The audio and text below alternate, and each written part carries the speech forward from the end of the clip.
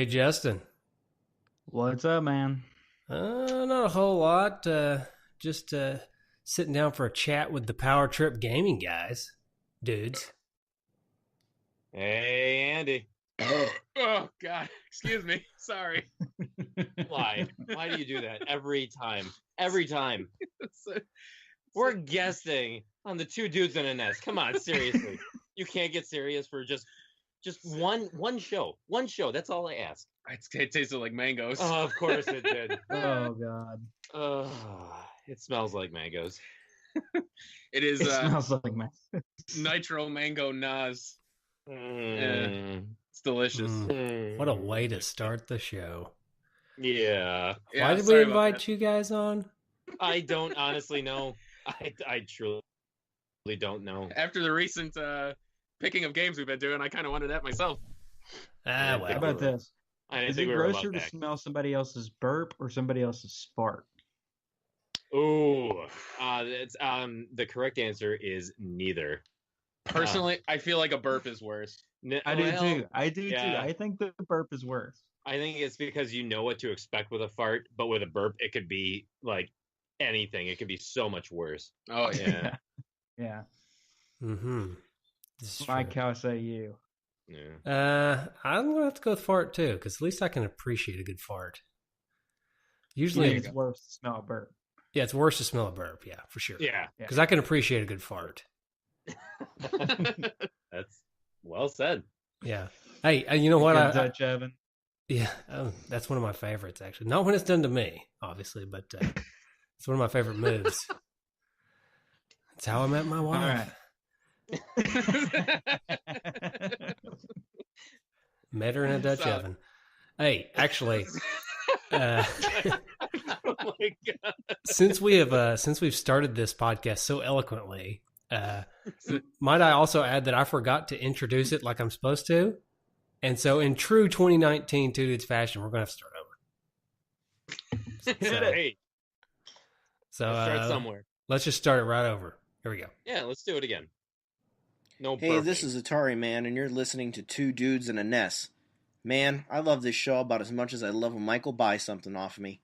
And if I could just find a copy of Wrecking Crew.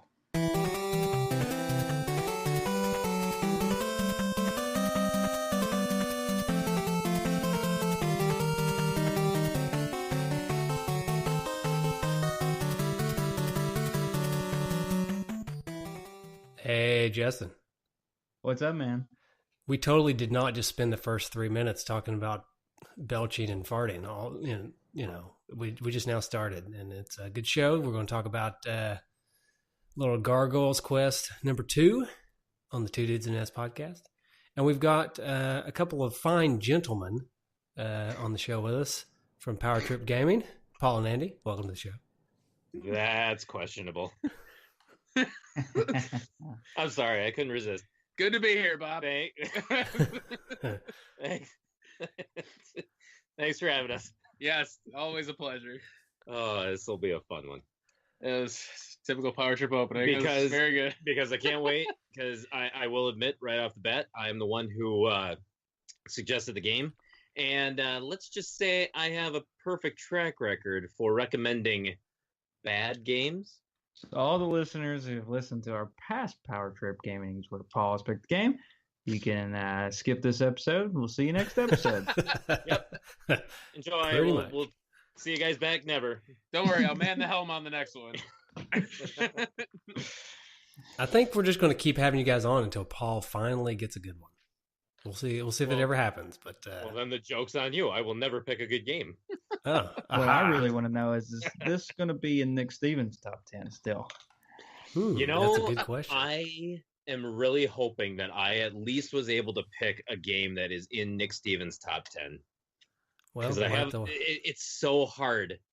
It's so hard to pick whether or not he's gonna really like a game or just completely ignore it. A Right. prestigious honor, huh? Yeah. It's really hard to crack that top 10 of Nick Stevens. Oh, hugely difficult. Yeah. Hey, so I just got to know, okay, the belching, okay? Yes. We were talking about before the show started that the belching is from all the 13 years worth of energy drinks you've been drinking. Yeah, yeah. I work third shift, and I've worked third shift for the past 13 years. So it's every morning, right on the way to work, energy drink, pound it. It does Makes nothing sense. now. That makes sense because coffee's kind of like a breakfasty thing, and Yeah. nighttime feels ripe for like a Monster or something. What's your Oh, yeah. go-to? What's your go-to energy drink? A Rockstar Hardcore Apple. Ooh, Super good.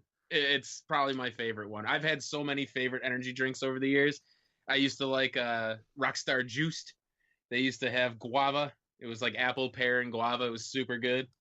Then they got rid of that. Then my God, it's gone all over.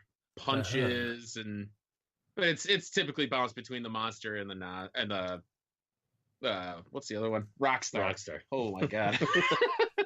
Never been a big Red Bull fan though. not a Red Bull guy, huh? No, it was always too expensive for too tiny of a can. Yeah, I agree. It's- See, I for the longest time I drank Rockstar. It was like double the caffeine or something. I think they quit making them.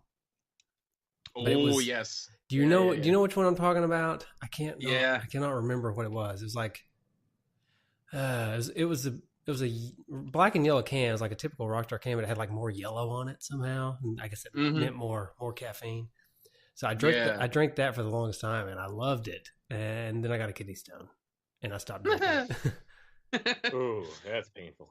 Yeah. Yeah, it's Paul loves the fact that I drink these all the time. I most certainly do.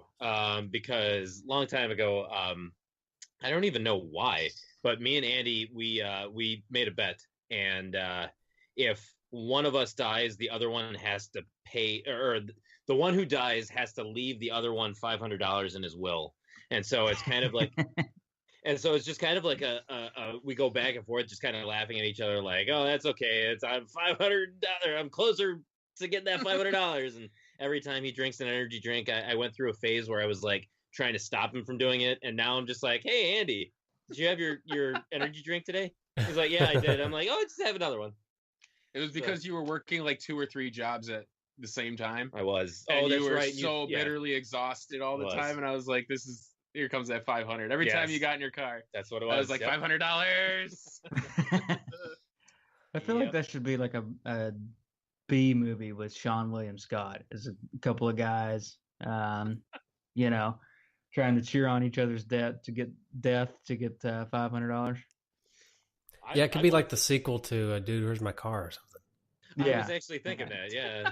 Dude, where's my death? Although I Dude, did dude, see why a ain't movie you the other dead? day. Yeah, I did see Role Models the other day with Sean William Scott, and it was actually fairly hilarious. I love Here? that movie. It is hilarious. Role Models is and- amazing. That is. I a don't know funny why movie. I never saw it to begin with, but when it came out, but it is really good. Okay, So before that's we the- get off the energy drink talk though, because I got a couple more I want to bring up and see if you drink them. Oh, yeah, Okay. yeah. Because my go-to now is the Monster, like the white Monster or the black Monster, like the cherry one. Oh, the black cherry one. Yeah, that one's Yeah, really good. that one's really Those are the good. ones where they're not they're sugar free, I think. Those are Yeah, the sugar free ones. Yeah, they're the the white sugar-free one's ones. really good too. yeah. Those are my two favorites right now. But I used to drink one called Science or something. I guess it was Science, but it was spelled with an X, so it was really extreme. You knew it was Yeah. Extreme Science. Yeah, it was extreme science. Exactly. It was really Yeah, good. I've Yeah, tried that those one? too. What's the one that's big? Bang energy drink is Bang. another one that's pretty Mm. big. There's like 5,000 flavors and none of them are good. My nephew drinks Bang. My little brother drinks Bang. He drinks cotton candy flavored Bang, and I just look at him. Oh my God, that sounds absolutely Cotton candy. terrible. Yeah, Yeah, I've tried a it's few of them disgusting. and I can't get behind it. I just can't. I need my Yeah. energy drink to feel like it's got a kick. Like it's got something Yeah. to it. Absolutely. I need to feel There's- that caffeine going down the throat. Have you ever tried like the Java Monster where it's the coffee plus the energy drink? Yeah, I have. Oh god. They're okay. I feel like that's too much. Yeah, it kind of is. Have you tried I think it's Monster Rockstar One makes like the protein shake with caffeine energy in it. Yeah, I tried. I think a vanilla shake one. It I wasn't think very I good almost either. threw up. Yeah. But of course, I forced myself to drink it because I spent like $3 on the can. Right. So I'm like, well, now I gotta drink it, even if it's terrible. It's always Okay, a risk. that's it. That's Hey, all. Hey, guys, before you continue, hey, Justin, you want to just kind of join me over in the corner for a cup of coffee? Yeah. I just drink coffee. That's what Pretty I mean. Me too. I do not drink energy drinks. I just gotta drink I- both, man. If it's AM, it's coffee. If it's PM, it's energy drink. Coffee. Mhm. Yeah. Yeah. I just Yeah, can't I drink drink coffee in coffee the at evening. night. I drink coffee like about an hour and a half ago, actually. So Yeah. I sometimes make some coffee too, like after I get home from work, just to like keep me like focused and awake, so that I don't fall asleep like on the couch, which I have a habit of doing. right, Yeah. Yeah. How do you guys take your coffee, if you don't mind me asking? black. Black. Yeah, black. What the heck is wrong with you guys? Mine is basically milk with a splash of coffee in it. And like five spoons of sugar. That It's used to be basically that used to be cappuccino. me. I forced myself to enjoy the black coffee though, and I've gotten to where I kind of like it. If you get Hey. some good coffee, you don't have to put anything in it. No, that's true. And have you ever tried this bulletproof coffee? It's like where you're supposed to put like butter in it. Yeah, It's supposed I've to keep tried you it. satiated for the morning. I've never tried that before. I've never even heard of it. I've heard of it, but I've never been adventurous enough to try it. Ooh. It's supposed to like keep you, from getting like mid-morning hunger. I've never tried it myself. Well, I will tell you, before I went black, I went with heavy whipping cream, and I wouldn't get hungry until like supper time when I would fill it full of like half heavy Well, I whipping cream mean- and half coffee. Yeah, but you use the whole bottle of heavy whipping cream though, so No, it doesn't I didn't count. use. I didn't use half. I didn't use a whole bottle. I used like. It's a joke. Come on, pick up on the joke. I always like the flavored creamers. That was always my thing. Ugh. Okay. Oh, Good times. Good times. Yeah. guys. Okay. All right. Moving on. Ah, man. I don't even think we need to discuss the game anymore. Yeah. Well, let's just that call what it. it What a great episode this was.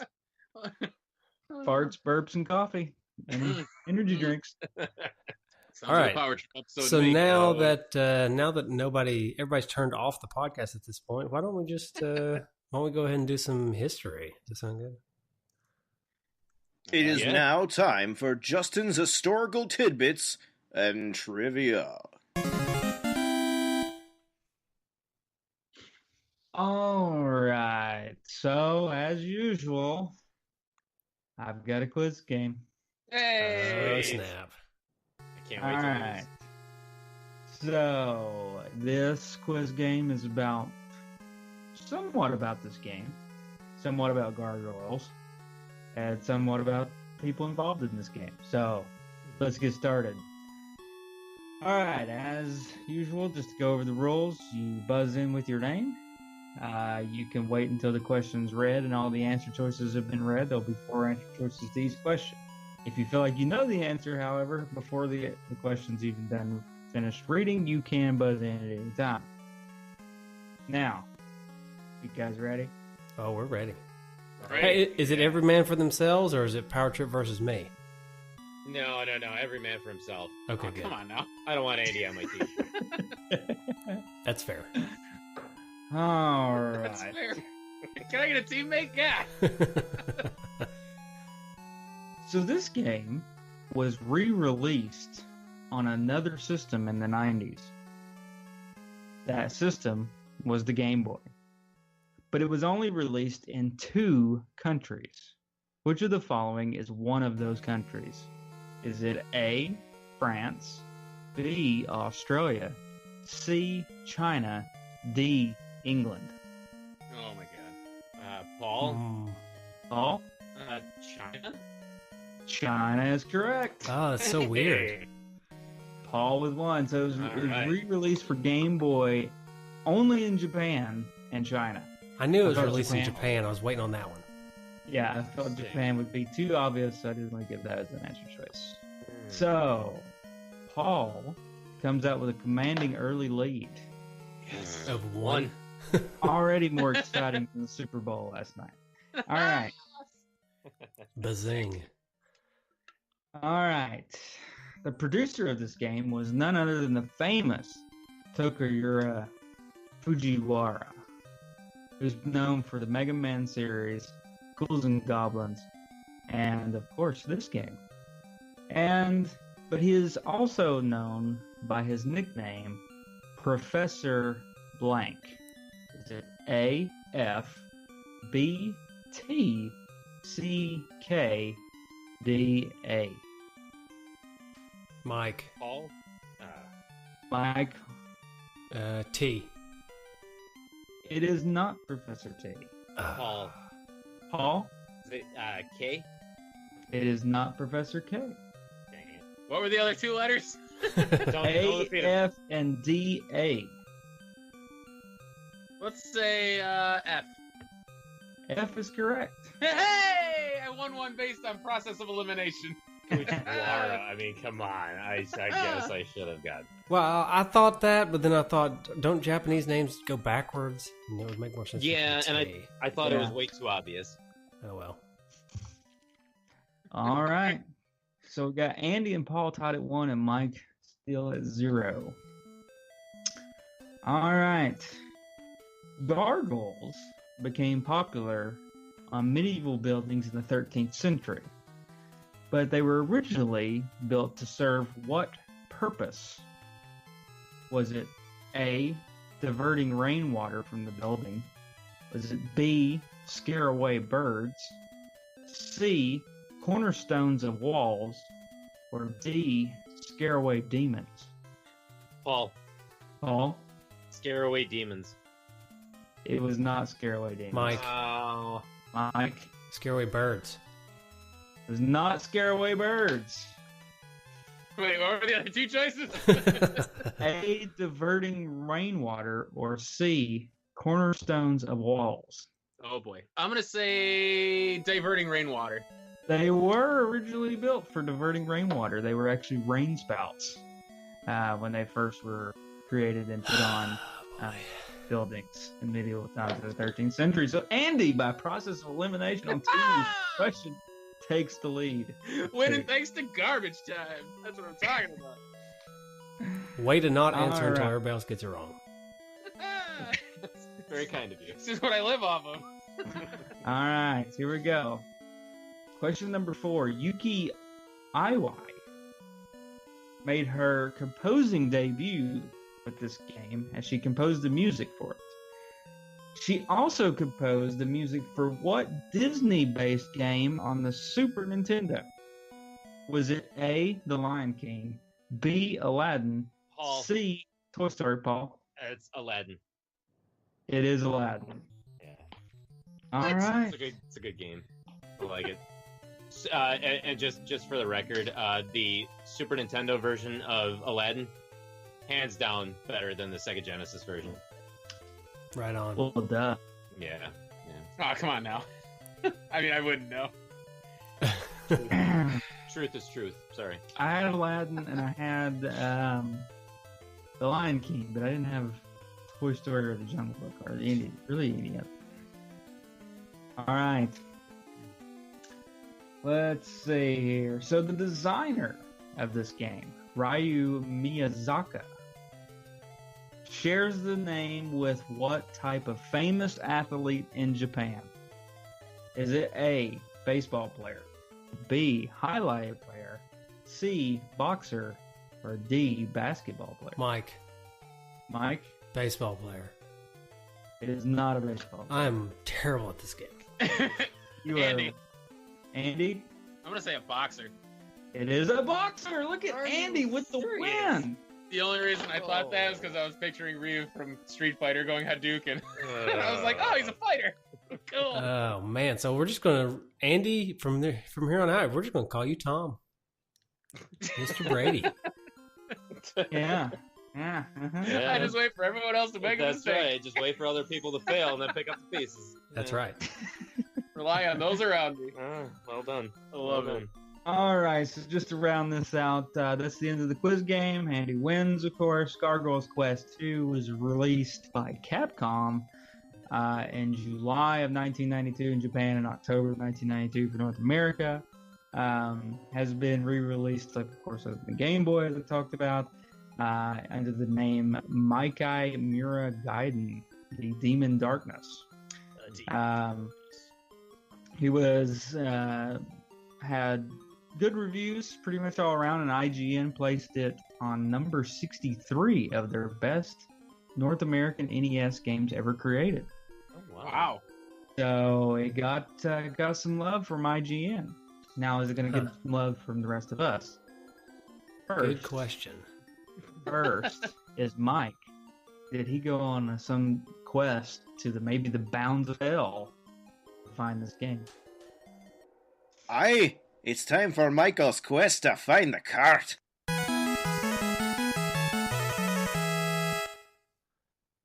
Well, Justin, let me just tell you, this was a hard one to find.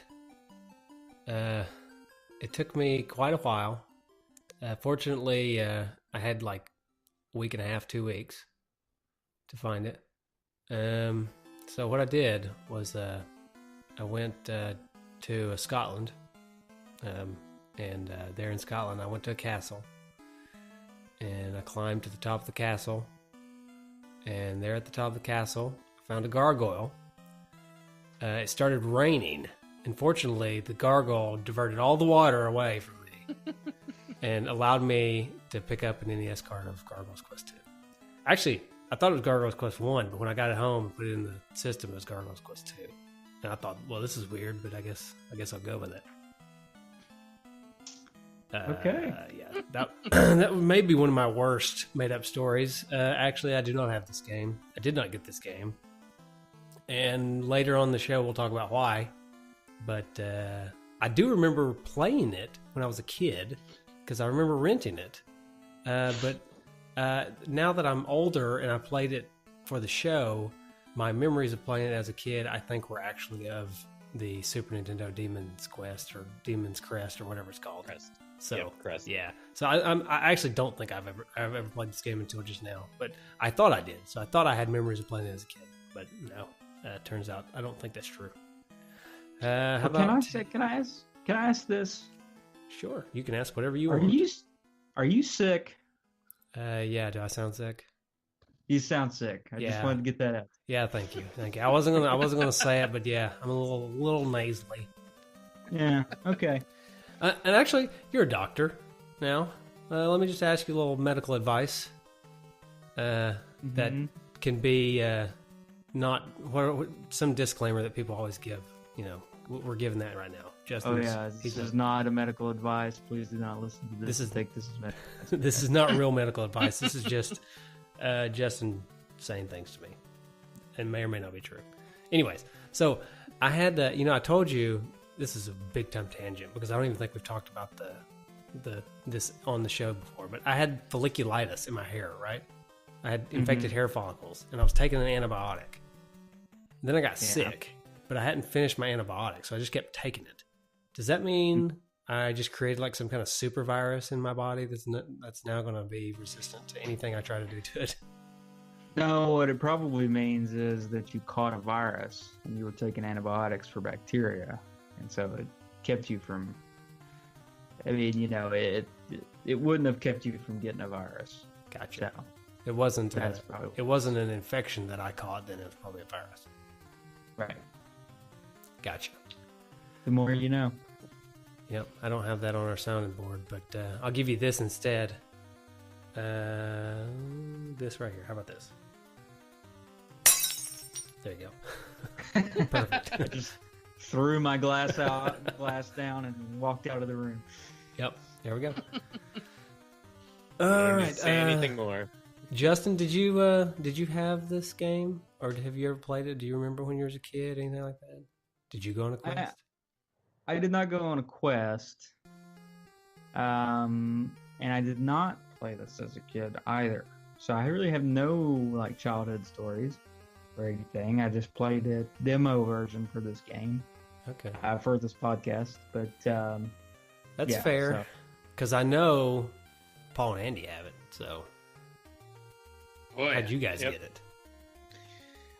So I one weekend I was driving and I was driving for a long time. It's like 4 or 5 hours, and I ended up getting lost, and I didn't know where I was. This was like I didn't have a phone that I could just kind of look up Google Maps and stuff like that. So I thought, you know what, I'm gonna drive just a little bit farther, see if I can end up finding where I'm at and finding some kind of landmark. Unbeknownst to me, I finally stopped and I looked at a sign on the road and it said that you were now entering the ghoul realm. And I thought, where the heck is this? What the heck is the ghoul realm? Hold on, It's gotta time be- out. It's gotta be Iowa. Actually, go ahead. Uh-oh. I'll let you finish. Oh, no, Yeah, that's okay. yeah. What's the time? I will answer any question you have right now before I continue. No, just go ahead. Just go ahead. I'll wait till you finish, and then I'll speak my mind. Oh, okay. So anyway, so I entered the ghoul realm, and I literally saw this gargoyle staring me in the face, and I thought, holy cow, there is a gargoyle staring me in the face right now, and I was terrified. I nearly had an accident in my pants, but I ended up being brave. I faced him face to face, and he was very surprised that I was able to do that. And so what he ended up saying is that, here, take this copy of Gargoyle's Quest 2 that I have been holding on to, and it is yours now because you did not run away in terror when you saw me.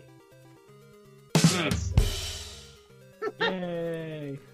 What I was gonna say is, coming on my show and showing me up with my fake stories, and bring crappy games all the time. I don't know what I'm gonna do to you. That's I'll say that memory's a little different from what I no, remember.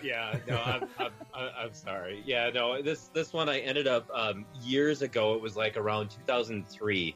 I ended up picking this game up in a lot of, I think, 10 other games on eBay, and they were all complete. So this was Gargoyle's Quest 2. Other games I got in that lot were Zelda 1, Zelda 2, Metroid, Kid Icarus, Whoa. Dirty Harry. I mean, and this was at a time where none of those games were like terribly expensive. So I ended up paying what amounted to about $10 a game for that lot. Yeah. And they were So all I complete. definitely- and they were all but one. And believe it or not, the one that was not complete was a game called Flight of the Intruder, which I don't care that it doesn't have the instruction booklet. So, but yeah, I ended up picking them all up. And it's so funny because the lot that I had that I picked up the games from, there was this other eBay buyer who must have been into Nintendo games at the time, because it seemed like every Nintendo lot that I was going after, the same guy was like going after. And so me and him, this was still at a time when eBay would show like the full complete names of like the buyers and stuff who you were bidding against. And I saw that when the auction ended, it was basically down to me and this other guy, and I ended up winning. So Out sniping. yeah, well, I wasn't really sniping because I was watching it the entire time. So, but yeah, it felt good to just kind of win something when he was constantly beating me at auctions. So, whew. Well, good job. So, yeah, That's nice. quite the Yeah, quite the so that's- find. that was my story. All right, I like it. That's better than both of our fake stories put together. I know. Yeah, I'm sorry. I will never tell another fake story again. No, it's okay. Your story was better than mine. So, would you like to just have my spot on the show? I'll just No. I could never do that. Maybe next year. Okay, all right. just holler at me about December when I'm tired of doing the show. Yeah. All right. So I guess we could just talk about the game a little bit. You guys want to do that? Sure, absolutely. Aye, it's time for Michael's quest. Nope, just kidding. How about this one? Get ready to do this. Gushkin and a mushkin. That's what I High meant to say. high quality productions over here. Hey, that's the charm. That's nothing but charm. Oh man. Okay. All right. I never claimed to be the best recorder, soundboard operator, host. Let's see, what other hats am I wearing right now? While sick. Exactly. But the good thing is, like, you can't be all of those things, which means that you have attributes that are outstanding. It's just recording is just like one small little facet. It doesn't even really matter in the grand scheme of things. Thank you. I mean, kind of look at the way Paul plays games. I mean, you know what, Andy? This can't be good at everything. This is not the time. This is not the time nor the place. You stop that right now. All right, my bad. Okay. All right. So, we'll start. We'll go to the manual here in just a second, but because I know that's what everybody wants, and you guys have it complete, so I'm probably going to turn to you to read from the real thing. But before that, I just want to start off by saying, and I'm just going to give Paul a little pat on the back and a little spoiler alert to everybody. This may be the best one he's brought to the table. Oh my goodness! Oh, no way! Oh, I'm so excited to get this. That does not necessarily mean I like it. That's just, you know what? Baby steps. We're baby stepping right now. All right. Anyways, let's talk about the manual, and I'm hoping you guys have a copy. Oh, absolutely, we do. Yes. Okay. So, thank you for selecting Gargoyle's Quest 2 for your library of NES games. We are proud to bring you this action role-playing game. I don't think you have to read that. That offers. Oh, it's the opening. It's a letter from the vice president of Capcom USA, Joe Morici. No, Morici. Come on, man. Channel your inner Italian. Okay. So here is the story of Gargoyle's Quest 2. A long time ago, between the age of the dinosaurs and the dawn of mankind. That's a pretty long time in between there. Oh my god. There existed the magical world of Etruria. Etruria. Oh, wow. Etruria. Feel like I'm watching Medea or something. A world of Etruria. A local monster named Firebrand from the Ghoul realm was busy training in the arts of the warrior. He is a young and powerful gargoyle. Human in shape, yet he has leathery wings with massive claws on his hands and feet. He studies at the Warriors Training Center to use his combat talents in defense of the Ghoul realm. His time comes sooner than he expected, as a mysterious black light appeared one day and drained the magic from the land. Wow. So that is the story of Gargoyle's Quest 2. Okay. Wouldn't college be much better if you could go, like, train to be a warrior? I wish that they had something like that, yeah. Although... what class you have this afternoon? Warrior? Yeah, I got warrior training. I'd be okay with that. Although, I guess you have to be really afraid to go to any parties if black lights cause a lot of problems, you know?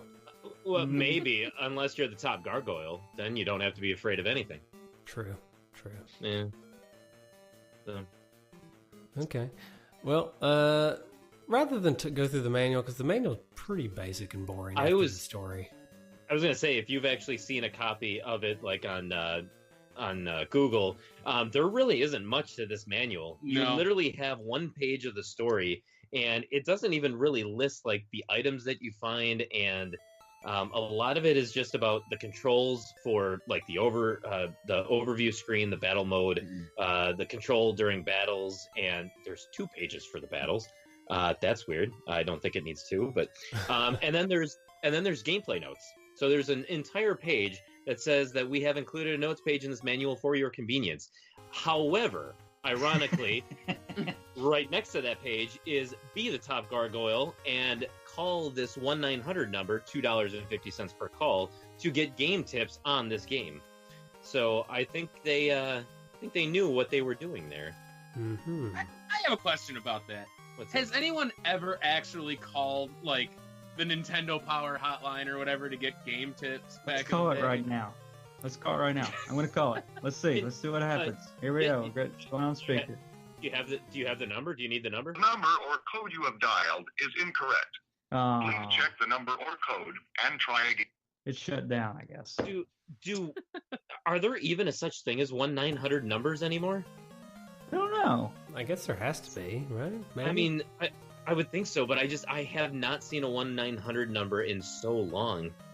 Yeah. It's just it's crazy. Or you could send this in with a check for $2.50, Oh my goodness. and they'll send you the stuff. What could they possibly send you? Do not send cash. Oh man! Hey, speaking of, okay, have I ever told the story about my COD moment, cash on delivery? No, I was thinking Call of Duty for some reason. I was like, really? No, on this podcast, have I told my super embarrassing story about cash on delivery? I know you've told me, but I don't know if it was on the podcast or not. Okay, I'll go ahead and tell it anyways because it is really funny because I was a stupid kid. But so the check versus cash was what reminded me of it. But I ordered a paintball gun out of a magazine when I was like 14 or something, right? And it said it was a cash on delivery. Okay, so the delivery comes, the UPS guy gets out of the car and he's bringing it to me, and I got cash in my hand, and I'm like, okay, here's the cash, and he's like, no, that's not what cash on delivery means. And I'm sitting there like, what do you mean? Cash on delivery. I have cash. You're delivering. Here's the cash. It's on the delivery. And he's like, no, you're going to have to go to the bank and get a cashier's check or something. That's like a cash. And I was so embarrassed. Anyways, I just thought I would never have put that together though. Like, it's called cash on delivery. Why would they call it? Why don't they just call it check on delivery then? I don't know.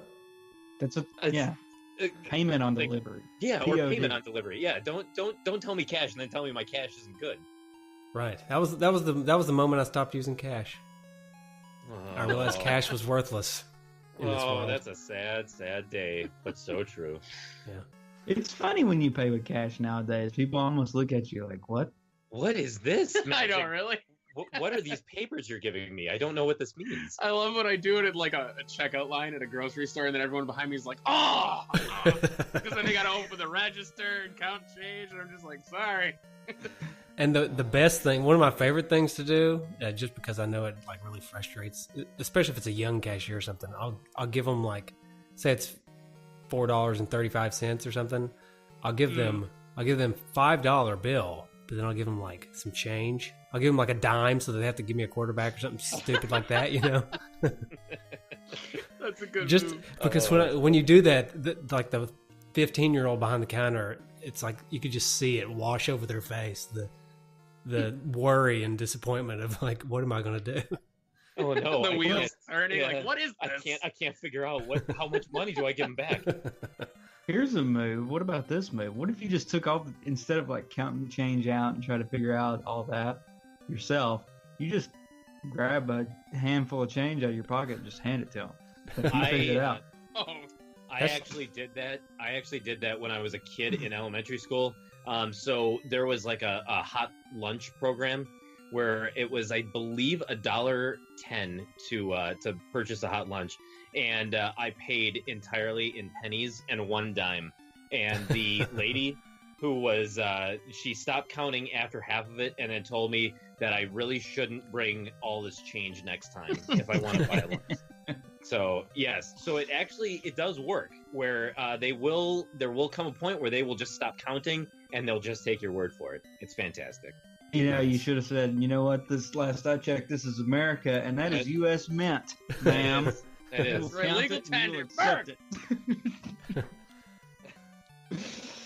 I'll have you know that I can pay with whatever kind of money I want. I thought this was America. If only I wasn't 6 years old and wasn't terrified when she told me that I couldn't pay and change anymore.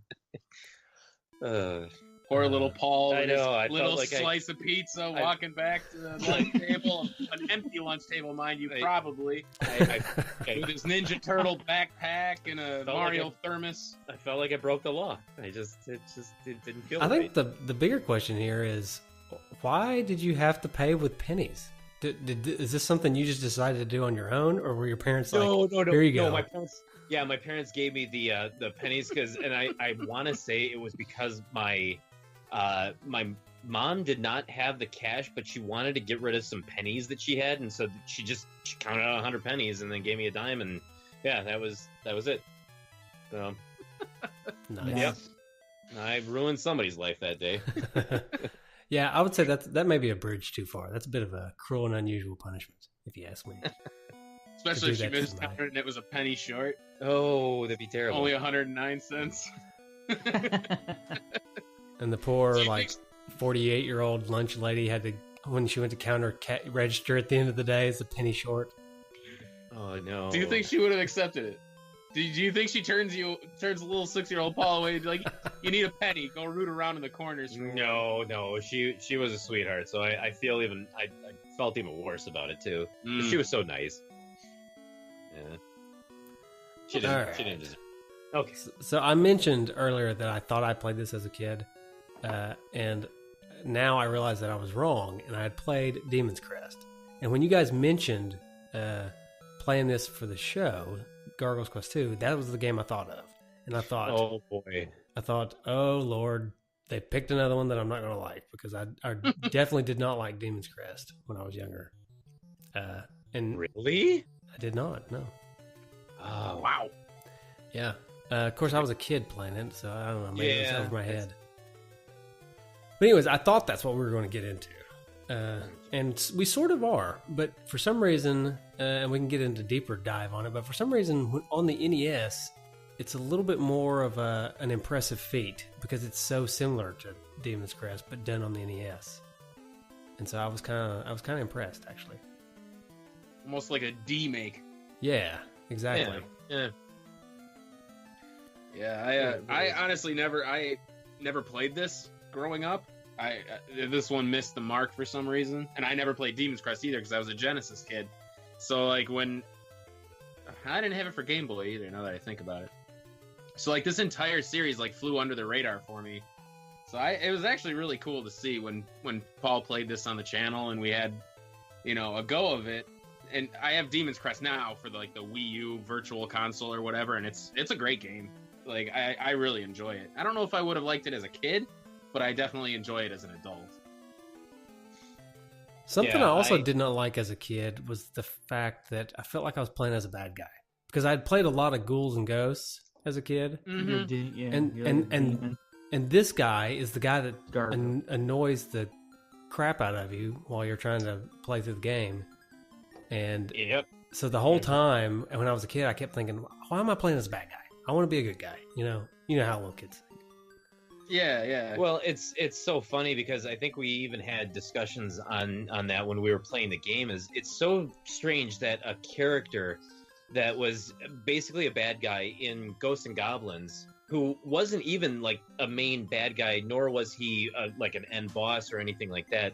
He was just a regular, like, in the middle of the level villain, and he gets his own spin-off game. Like I don't know why they decided that it was a good game, a good spin-off to go with, but honestly, from the first one that came out, Gargoyle's Quest, they did a really good job, and it continued on through each one of the iterations that came after it. That would have been like if the Lakitus from Super Mario Brothers got a game. Yeah, just out of exactly. nowhere, and it's a flying shooter I wouldn't for say some reason. I It's wouldn't just say a weird, normal nobody. I wouldn't say the Lakitus. I'd say more like the Hammer Brothers. It's an enemy that stands out, but not too. I don't think Firebrand really stood out. He was just annoying. He did stand out. He was red and he had wings. Yeah, but there were There a was lot of stand out, enemies though. in Ghouls and Goblins, Ghosts, or whatever. There is Zombies. It's not like the skeletons get their own game. A Stalfos game from Zelda. That would be kind of cool. It just seemed odd that they would just pick a nobody enemy and then be like, let's Yeah. make a series on him. Yeah. Yeah, you mentioned Zelda too. I felt like this game felt very much like Zelda 2.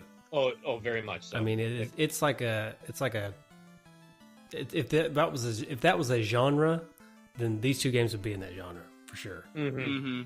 Yeah. In fact, I mean that's how I kept describing the game to Andy. Is it felt like almost like an introductory level RPG game, but it's not like it wasn't quite an RPG game, but it was more than just an action RPG. So it's like it was really right in the middle of of all that, but it felt like an RPG that you didn't have to grind, and there was no random enemy encounters, which I can't stand.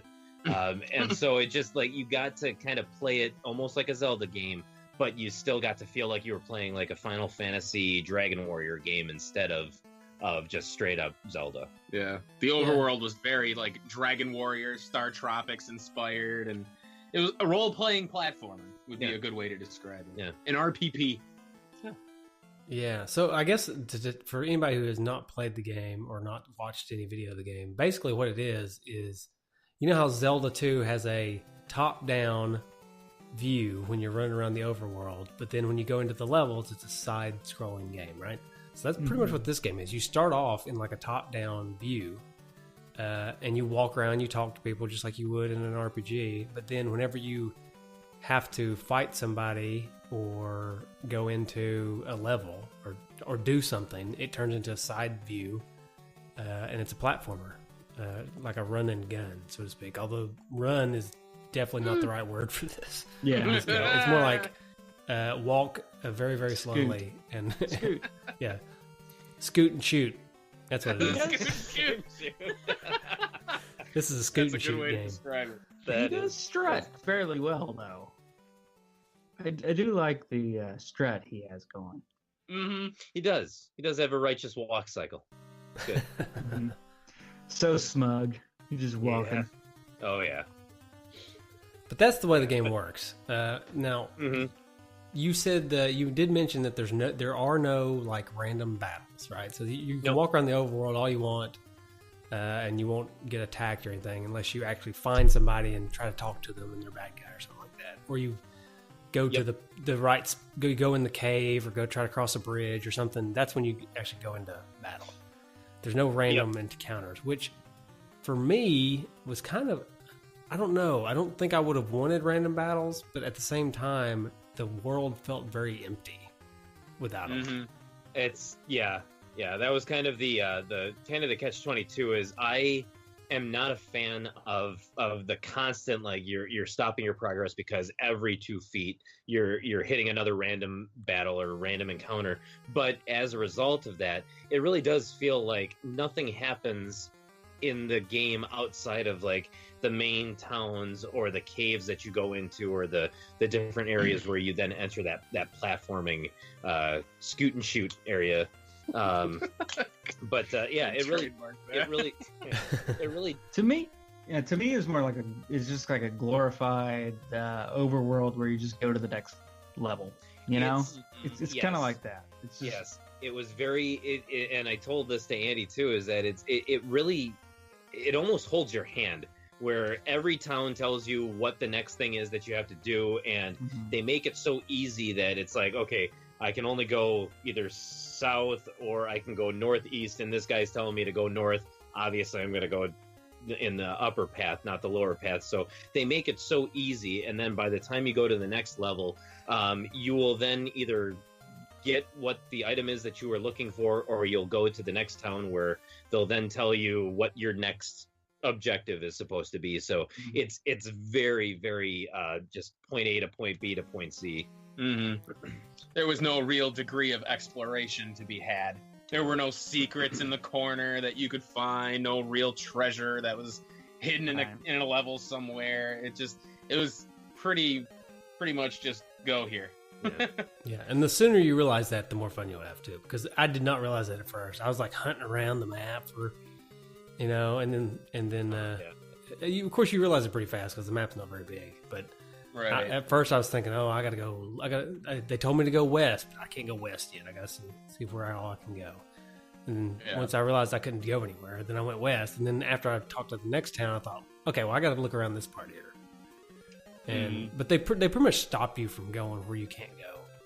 It's very linear. If for an open world map, it's very linear, which I kind of like. I like it kind of holding my hand because this didn't really strike me as the kind of game I want to be wandering around.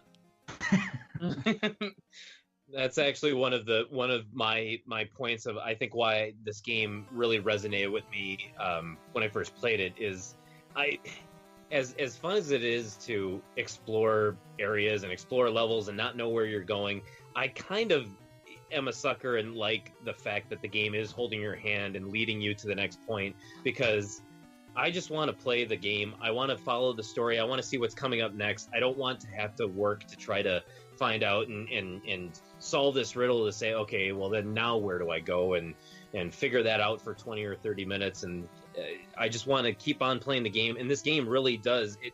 That's why it really sucks you in, because it just keeps leading you to the next area and you just keep playing.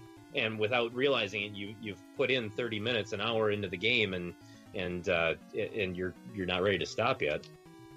Well, you've almost beaten it at that point. If you, yes, it is. It's a pretty short game. Yeah.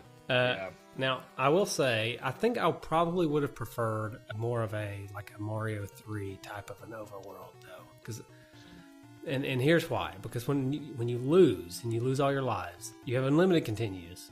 It's a password system, but it's you can just restart wherever you last got your password.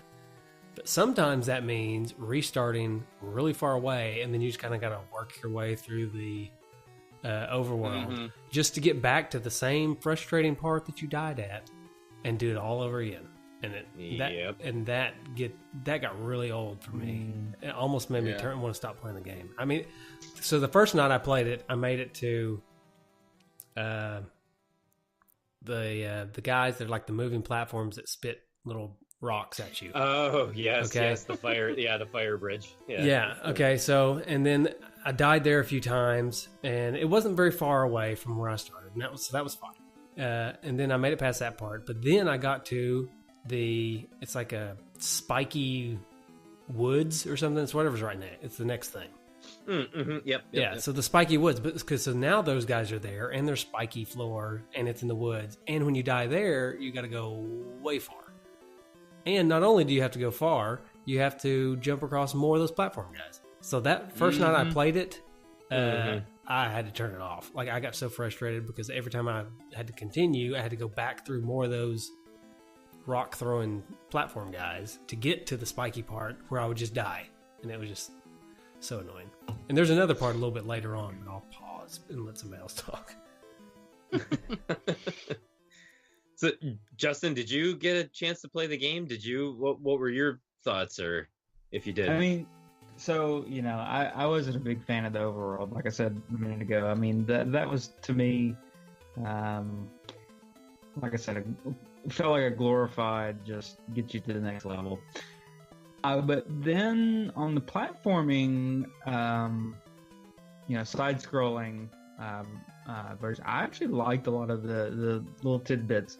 One thing I did like is the bar it gives you for your wing, I guess. Your wing stamina. Power. Yeah, your wing power. Yeah. And because you kind of knew where your jump was going to take you, where your flight was going to take you, that was kind of an interesting aspect. And I also liked where you could jump and stand on sides of walls. So it wasn't just like you were completely platforming. Like you could actually just hit a side and kind of walk up and down walls. Although that was kind of an interesting feature that you don't see a whole lot in games, in side-scrolling games. But it's got a very unique mechanic. Yeah, I agree with you. It's pretty unique. I definitely I like the unique mechanics, and I know this was something we usually talk about later in the episode as kind of a last kind of review, but I loved the graphics to this game. Some of the better graphics of the games that we've played, especially, of course, in the side-scrolling. The backgrounds I thought were well done. It was very impressive to me. Yeah, that is something we normally talk about a little bit later, but it's worth mentioning now because that is like the presentation of this game, both the music and the graphics. The graphics are out of this world. They're amazing for an NES game. Definitely. And the music, there's a ton of music in this game. Like there's once I pieced it all together to play as the underlying music in this podcast, it's like it's almost 24 minutes long of music in this game. So there's just tons of music in this game, and it's all really good. It's not like fun, good music to listen to in the car or anything, but it fits the game perfectly. So it really matches. The presentation of this game is top notch. I'll give it. It does, yeah. It really matches the atmosphere that you're in the game, where it's kind of like a desolate area, the overworld, and then the platforming areas, and I think the music it complements it very well. Yeah, it's the graphics and the side-scrolling things were really good. They do get kind of samey after a while, because you never really feel like the backgrounds change, but for what it is very good. And like Justin was saying with the flight meter and stuff, the some of those jumps you have to be so pixel perfect with, and that wing meter, having to utilize that resource to just perfectly to make it to that next platform, which is it's a very learned skill, especially for a platformer. So it was a very unique idea. Oh yeah. Yeah. And the meter also kind of tells you when you can. So the way it works is you jump, and then you hit the jump button again, and you'll fly. Then you hit it again, you can stop flying, right? Yep. So Yep. the meter also kind of tells you, kind of like if you wanted to let go at a certain time or that kind of stuff, and it refills as soon as your feet touch something. So if it touches a wall or touches the ground, it'll refill. So that is a pretty unique mechanic that I really did enjoy. And it's also neat because you can actually use it to float down and get, well, not really float, but kind of fall down to get certain things. Like there was one that really is standing out in my mind where you could actually come down to get a heart for your life, and then but it's right above a spike, so you can kind of float down and then hit the flight and get out of there. So it was kind of like mechanics like that I think it was really well thought out in the design of this game. That was a great feature for me. Yeah, this game was definitely fraught with a lot of leaps of faith. Yeah. Where you can't see what's underneath you. Yeah. So having that ability to kind of stop your momentum and glide to where you need to be was definitely a godsend. Mm-hmm. So they knew what they were doing when they programmed this, that's for sure. Capcom's always been really good at knowing what their mechanics can do and how to use them. Yeah, the level design is really good too. All of the levels, minus a few frustrating parts. The way they're laid out, they're very vertical, and that works well with the way that the mechanics of the game work. Being able to cling to walls and float and whatnot. The only thing, I feel like we're talking a little too glowing about the game, and since Andy mentioned the leaps of faith, I will mention that two of my biggest pet peeves with games in general are in this game, and that's kind of what's holding me back a little bit. One is the leaps of faith. I hate it when games give you this game's zoomed in really far, and it's really nice because the sprites are really big and stuff, but there's so many times where you have no idea where you're going when you jump. It's constant. I'm constantly I have no idea where I'm jumping. In these moving platforms, like those guys that spit the rocks I was mentioning earlier, that's a really good example. Oh yeah. Where you're jumping towards one of these guys, you don't even know he's there unless you've played the level before. So there's many levels that you're not going to be able to beat the first time through. Or maybe even the second or third time through, because you got to memorize where these guys are going to be. So leaps of faith are really, I really hate it when games do that. And maybe that's just a personal preference for me, but it really bothers me. And this game has a ton of that. Yeah. Now that I think about it, were there games in the NES era where you could look? You ever play Sonic the Hedgehog where you hold up or down and the screen would pan up and down so you could see what's above and below? Were there really any platformers in the NES era that could do that? I don't believe so. None that are coming to mind. Yeah, I'll say this is definitely a game that would have benefited from that ability. Right, because this game is a game where you can take your time and go slow through the game, and I wouldn't have minded at all to stop and look around and then make my decisions or whatever. Which also brings me to my next point. To be fair, this game is really, really slow. taking your time. You don't have much of a choice. This game is ridiculously slow. So much so that it really got on my nerves, especially when the enemies are not that slow. But your guy is just so slow that it just. Well, to be honest, I mean, he's made of like cement, right? I mean, he's a gargoyle. He's got leathery wings, and he's got very heavy claws on both his hands and feet. Right. Mm-hmm. Yeah, that was the one thing that was driving me absolutely crazy watching Paul play. It's like he just walk across like a small platform. I'm over here like, I'm ready to fall. My eyes are getting heavy. I'm like, oh my god, just go already. Yeah, this game would have definitely benefited from a little bit of speed or a run button or something. Yeah, it was definitely a slow pace. Even though I do look back on this game and I definitely have a lot of sentimentality. I love this game, so I try to be as objective as possible. Honestly, just kind of going back, I agree with everything that was said in the sense of like the music is top-notch Capcom fare. I think that the music was great. It was perfect for what it was. The level designs and the graphics, this is some of the best level design and graphics. Well, maybe not level design, but the best graphics that I've seen on the what the NES was capable of at that time. And so I think they had a lot of good stuff going. One of my biggest pet peeves, though, with this game was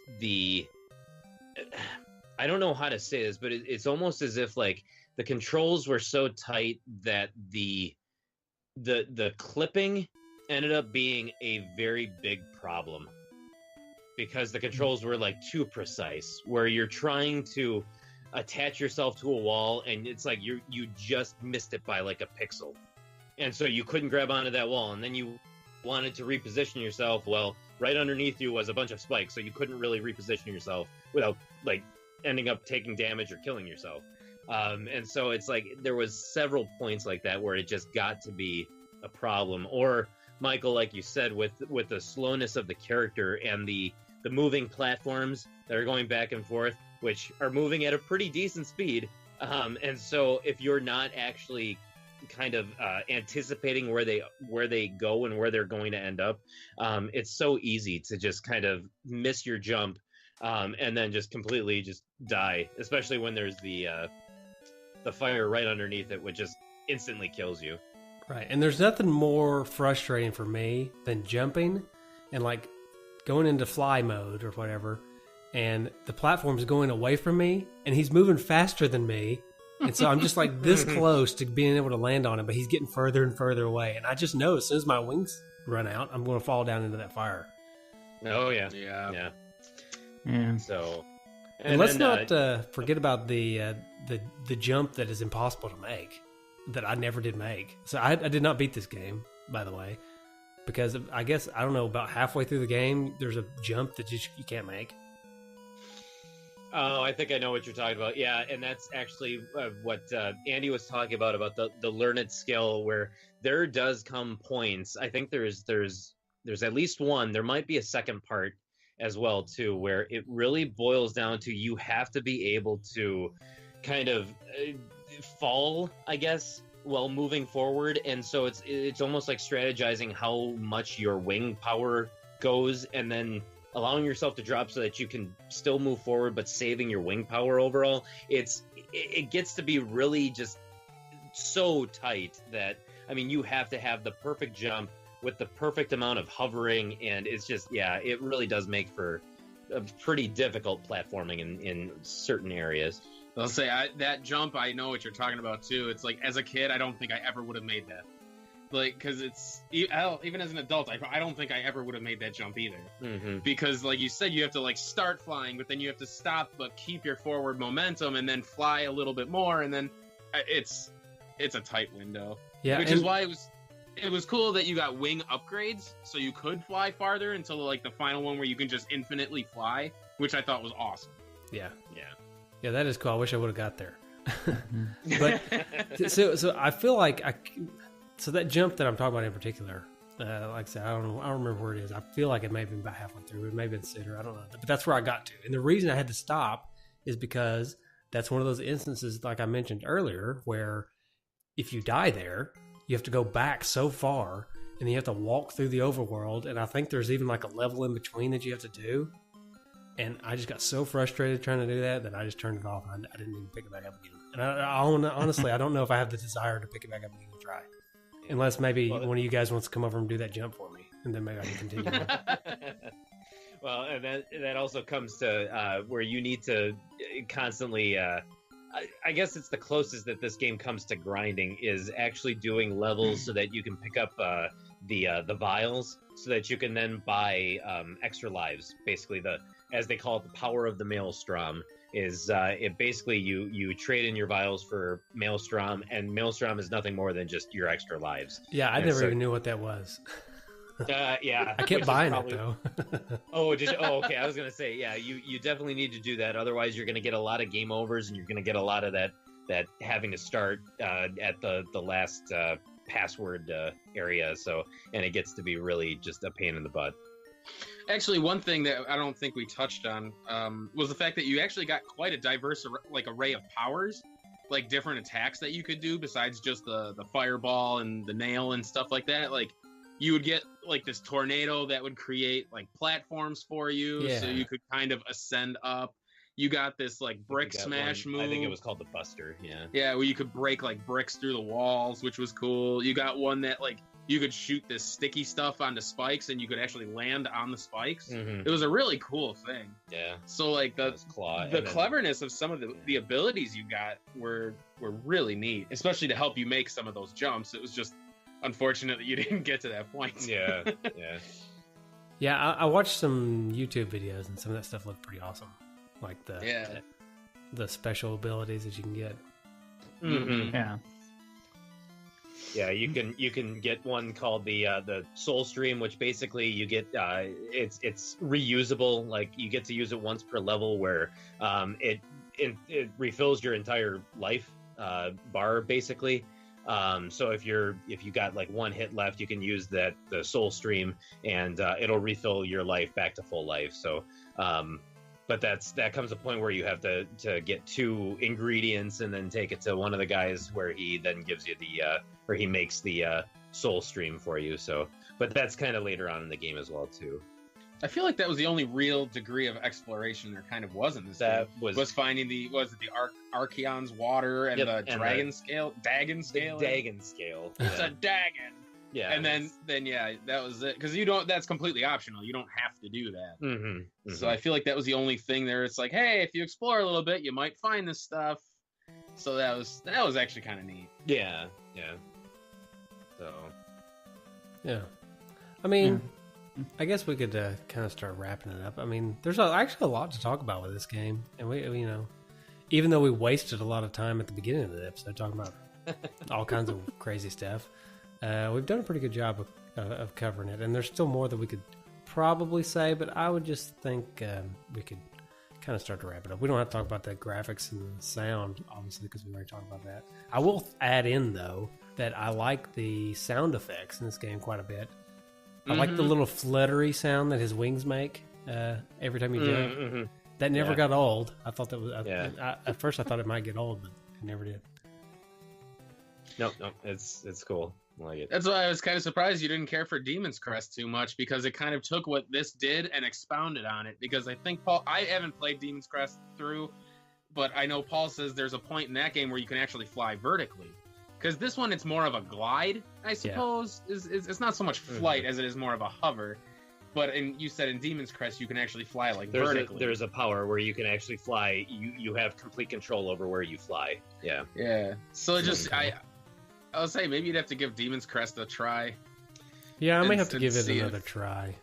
Yeah. Well, and not to go back, but that's actually what ultimately drew me to Gargoyle's Quest 2, is because the first game that I ever played in the series was Demon's Crest, and I did play it as, I wouldn't say a young kid, but I played it as like a young teen, I guess, and I just absolutely fell in love with the game. And I had no idea. I thought Demon's Crest was just a game all on its own. I had no idea that it was the third in the series. And so I think I ended up playing Gargoyle's Quest 1 for the Game Boy first. And then I found out that there was a Gargoyles Quest 2 on the Nintendo, and then that's when I played this for the first time. And yeah, it really, I mean, Gargoyles Quest 2, you could tell that there was a lot of pieces of it where they were kind of refining what they did with the first one, but then they really built it up. The graphics improved, the music improved for Demon's Crest, and it really kind of turned more into a like Legend of Zelda: Link to the Past, but with the I guess the Firebrand and the Gargoyle characters and a lot of the enemies that you dealt with in that. The Gargoyles Quest 2 came back in Demon's Crest. So I think overall, I think this is one of the most underrated and underappreciated series that have ever come out on the classic systems. Wow. Sounds almost like Powerful Nick Stevens words. talking. Yeah. Powerful words. It does stand out too, because you literally have 3 games in the series. It was literally a 3-game series. They haven't done one since, but all 3 games came out for a different system, which I don't think that's happened for any other game, which is probably why this is kind of why it really dropped off and missed the radar of a lot of people. That is an interesting point. I hadn't really thought of giving that a whole lot of thought, but that is weird. 3 different, all 3 different systems. Yeah. Yeah, so it basically started on the NES because of Ghosts and Goblins, but then the first one of the series, Gargoyles Quest 1, was a Game Boy game. Then it went to Nintendo, and then it went to Super Nintendo. So I mean, it followed that trend, and I guess when the N64 came out, they decided that they didn't want to.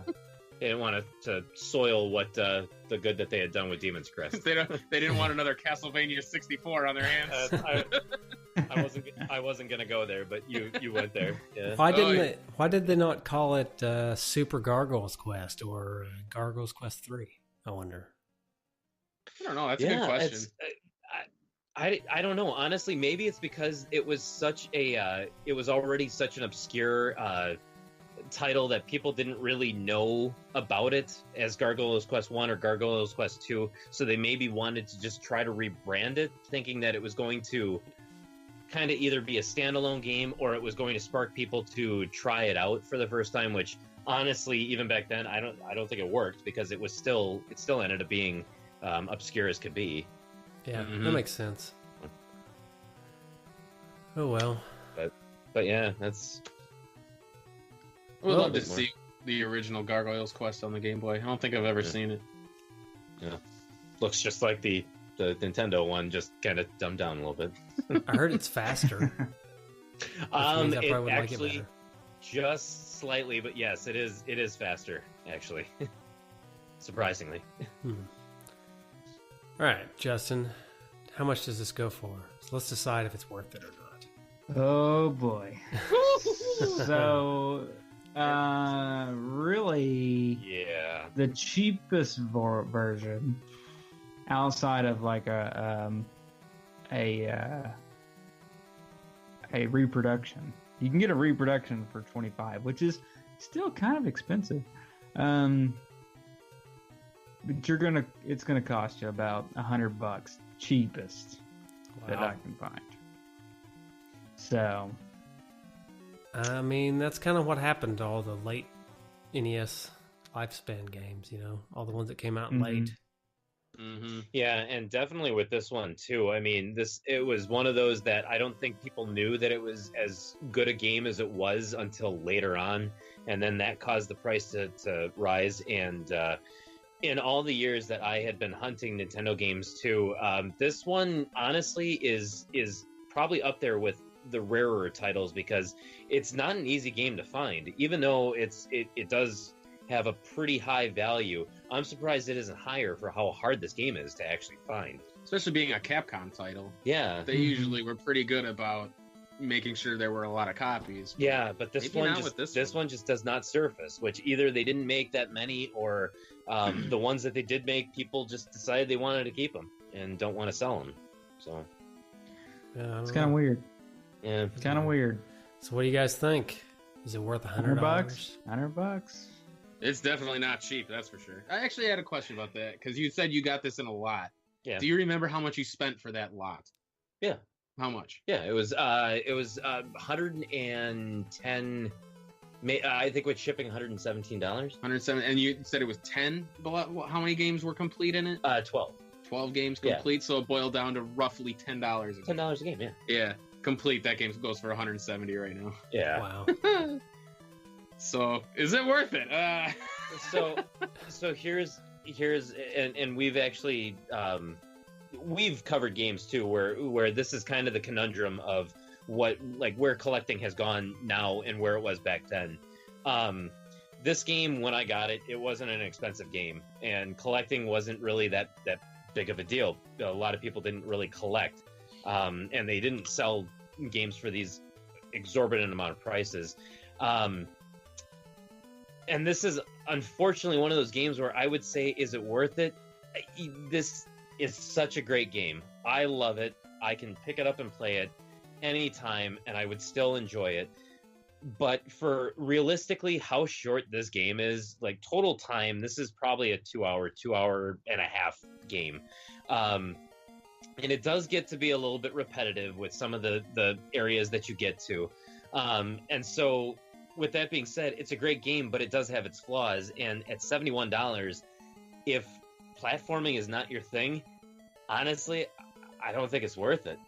It's at that point where, yeah, this is a great game, but it's a little bit too expensive for what it is. Couldn't agree more. I mean, it's not $100. It's just not $100 game. No. And so it's a good game, and it's a $30 game, but it's not for sure. But it's not a $100 game. That's pretty much what I was gonna say. Is I would probably spend whatever you said that Repro Cart was 25 to 30. That's probably about where I would place this game. A little more expensive than some people would pay, but I feel like the substance for what you get for it would definitely justify the $30. Yeah. So. Mm-hmm. Yeah. Definitely. This is definitely a quality NES game. I'll give it that, and hands down the best game that Paul has brought to the table. Yes. But yeah, it's just so much. It's a collector's game. If you're a collector, then yeah, it's probably worth it to you if you can find it. But if you're just a casual gamer, I think it used to be on the eShop. I don't know if the eShop's still around. I feel like they shut that down. I was gonna say because even though I have this on the NES, I did actually end up picking this up for the 3DS on the eStore as well too. But I honestly don't think that I think they probably shut down the eStore. For the 3DS, I'm not sure, but I know for the Wii U and the Wii. The Wii U that's been closed. Yeah, for a while. That's definitely closed. Yeah, so unfortunately, you can't get it for the $5.99 price or whatever it was on the eShop. But that would have totally been worth it. Yeah. Oh yeah. Sure. Oh, definitely. Maybe Capcom's doing a lot of remaking of things. Maybe they'll release a collection with this on it or something. I'm honestly wondering if this is one of those series that Capcom will surprise everybody with and just kind of say one day like, "Hey, we're going back to this series," and see if it kind of generates any kind of buzz. I don't know. I honestly think that like the hype that's going around Metroid. I feel like if they went back to this series, it's one of those series that people are going to be like, oh my god, I can't believe you're going back to that series, and it's going to kind of reinvigorate people's love for this game. Oh yeah, especially and the series, especially with what they can do with games now. I mean, there's countless games of retro-inspired indie games that have been coming out in the past generation or two of systems. So it's like this would be perfect. Mm-hmm. You know, if like an Inti Creates or what were the ones that did Shovel Knight? Yacht Club. They picked. You know, they would be able to do this series justice. So it would definitely be something that I think would fit in perfectly well with that. You know, because that seems to be what the big thing is now, is making games that are inspired by this era. Yeah, it would be really cool to see them do like let's say a Demon's Crest 2 or something, and then put, in the old style, but then put that with the other games in like a package. You know? Oh yeah, that's what I've been like. They're doing a lot of like the Capcom did the Disney collection or whatever. They're doing a lot of packaging where they put in a bunch of these older games together. I would like to see them put in these older games together with a new game. You know what I mean? I think that would be really Yeah. cool. Like That would if, be really for example, if for some reason Konami made the Bloodstain game, and they've put that game in with a bunch of Castlevania games. I mean, that way you get a new game and the old games, and they could charge $60 for it or something. I'd probably pay it if I got all those games together. Oh yeah. Throw in the Aria and Dawn of Sorrow with Bloodstained. There you go. Boom! I'd pay the money for sure. Oh, easily. Oh yeah. Easily. You Have got it on my one cell, Switch. 2 cells. Oh, they're good at that kind of stuff. I mean, look at what they did with the Mega Man Legacy collections and the X collections. I mean, they're making buco bucks. Oh, I know. I just wish they'd throw in a new game with them. You know what I mean? Well, But- with not to go off a tangent, but with the Mega Man Legacy Collection, didn't they at least gave a teaser that they were going to do the new Mega Man game, Mega Man 11, before it actually came out. No, that's true. Yeah, that's true. So it's not a new game, but it's still like they provided a hint Yeah. of a new game. Our buddy Tim, who frequents Power Trip, is like our Mega Man expert. He's dedicated his life to Mega Man. He would marry him if he could. But like he says in the Mega Man X collection, like they hint at possibly a Mega Man X9 coming out, because they say that his journey's not yet done or something. I can't remember what the exact quote was, but they. So I mean, with every one of these like legacy collections that they've been coming out with for Mega Man, they've always been hinting at, there might be another one coming. So it's, who knows? Yeah. It's possible. That's cool. I mean, I don't know. I'm just more apt to buy things when I feel like I'm getting more. Even if it's the same, even if they took the same Mega Man 11 and the cost of the Legacy Collection, and they just added those dollar amounts together, but then they told me I was getting all these games for that price, I'd still be more apt to buy it. I think. Actually, like, are you a fan of Kingdom Hearts by chance? I am not, but Oh, Kingdom Hearts 3 just recently released like this past week or so, and I'd seen on the PlayStation shop that they had Kingdom Hearts, I don't know, they started doing all these weird fractions. What was it? Kingdom Hearts 1.5, 2.5 final exclusive leaders edition or whatever, and then they bundled Kingdom Hearts 3 in it. So you got all three, you pretty much have the entire Kingdom Hearts timeline of games in this bundle for $100, which is actually, it's a really good deal considering Kingdom Hearts 3 already is $60, and then you're spending another $40 for the other 4 games. So it's that's the kind of stuff too where I see it and I'm like, maybe I'll pull my credit card out, Yeah, that's the kind of stuff that gets me spending money too. Yeah. I haven't bought the Mega Man Legacy Collection, either one of them, or Mega Man 11, and I keep thinking about it. I keep thinking about it, but I keep deciding not to. But then all of a sudden, if they, for some reason, put all of that together into the Mega Man Ultimate Collection or something, then I'd be like, well, that looks pretty enticing now all of a sudden. Yeah. What is the reason you haven't bought it yet, if you don't mind me asking? I have a reason why I haven't bought it. The Legacy Collection or 11? Yeah, well, either of them. The Mega Man X Collection or the Legacy or whatever. Well, the Legacy Collection, just because I kind of enjoy just playing it on my RetroPie, to be perfectly honest. Just because, one, I get achievements, and if I was going to buy it on anything, I'd buy it on the Switch, and I don't have them there. Yeah. So, I don't know. I was saying, I haven't bought it because I would have gotten it on the Switch as well, but the thing that's been driving me crazy is you get the Legacy Collection 1, but then the Legacy Collection 2 is a digital download. So you have the first one physical, but then the second one you have to download everything. Kind of like when I bought the Resident Evil Revelations collection. It was 1 and 2. It came with 1, but then I have to download 2. Or with Bayonetta, I have 1 as a digital, but 2 is physical. So it's you get that weird, almost, I don't know, there's that weird gap there where you're just why is this? Yeah. Yeah, that would be... It turns me off for some reason. Yeah, that's kind of another reason for me too. Not necessarily because one's digital and one's physical, but because they're separate purchases. Yeah, if you buy them digitally, you buy them separately, and that really kind of bothers me. I want them to be one game. You know what I'm saying? Yeah, likewise. That's yeah, exactly. Anyways, That was quite the Sorry. tangent. How about instead of going off all these tangents, we give some retrofitted trophies? Oh boy, here comes my favorite part, the retrofitted trophies. All right. Did you guys come up with any? Oh yes. Yep. I got 4. I got 1. 4 and 1. All right. That's cool. That's- I figured I'm the overachiever who's always giving like 6 trophies or 10 trophies and I'm getting made fun of for it. So I figure, hey, you know what? Why not just embrace it? Yeah, 2, all right. 4. That's right. 4's good. 4's a good number. That's kind of what we like, around 3 or Okay. 4. So Okay. it's when people start. It's when you and Rob start bringing like 6 and 7 that we start getting. Well, okay, we're gonna have to do some making fun of here. Oh yeah. So these are a mix of just one of these trophies is actually just through my experience, and then the other ones are just items that you find in the game or things that you do. So the first one is I call this one "Don't Be a Bragger," and it's just beat the game because the because the character's name is King Bragger. So Nice. yeah. Brager. Yeah.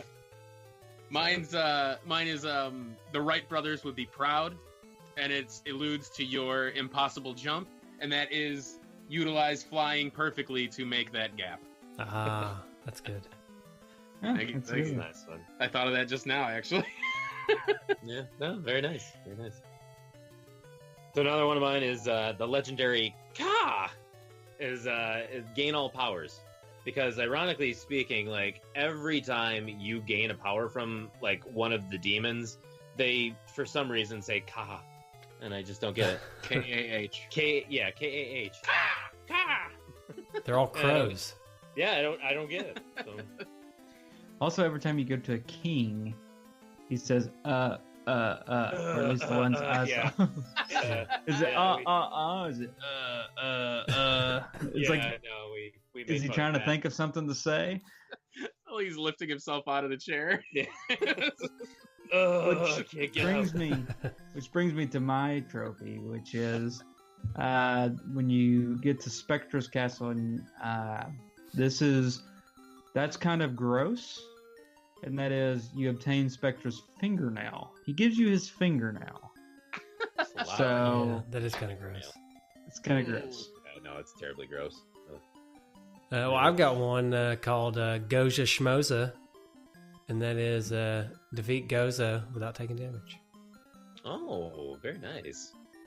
I don't know how you pronounce his name, but it matches Schmoza if you pronounce it as Goza. I always thought it was Goza. So yeah, I think you're good. So. Yeah, another one of my trophies is take a walk on the Soul Stream, and that is just obtain the Soul Stream because it's like basically the only optional item that you can actually pick up in this game. Because you can miss it if you don't pick up both of the key items for it. So, and then do you guys have any other one, or do I go into my last trophy? Yeah, no, I've got another one, but I yeah. don't like it. you got I'm another not one you gonna don't say like? it. I Well, don't like it. well, this was just embarrassing for me, just because this actually happened on our playthrough. But all right, so this trophy is called "Go Through the Door, Dummy," and it's die after being a boss. Stop it! Stop stop laughing! Hey, Stop don't laughing. worry, I earned that trophy too. So I ended up beating the whatever the air balloon enemy was, and so it's on sand, and your character is constantly moving in one direction towards like a spike wall, and I ended up beating him, and I basically was like staring at the screen, like wondering when the game was going to then spit me out of the castle, and it didn't, and I had one hit left.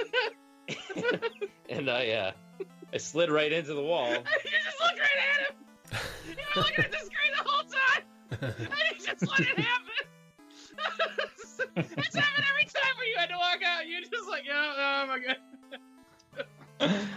It's every time. Well, to be fair, it's not normal to have to go to the door after you beat a boss. It isn't.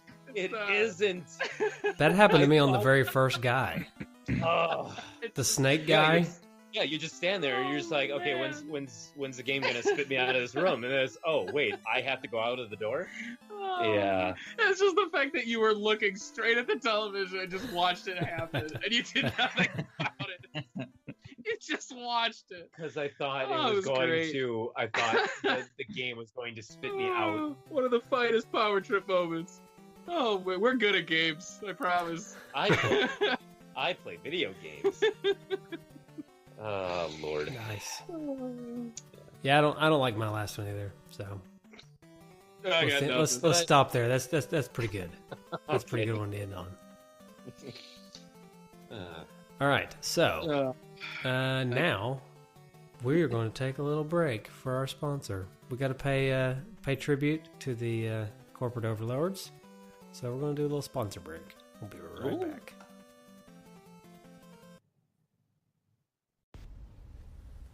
So, have you guys ever thought about starting your own podcast?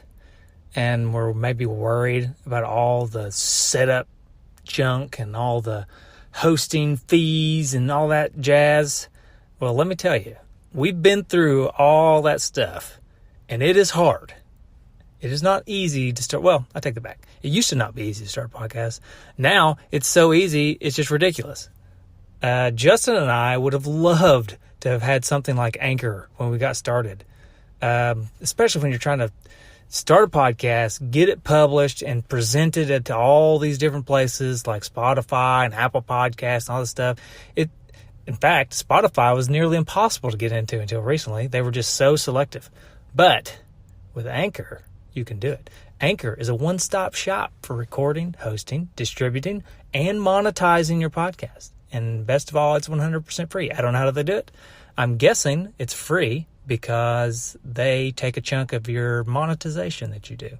But nevertheless, we just recently started using Anchor, and it's actually pretty awesome. You can record things from your phone.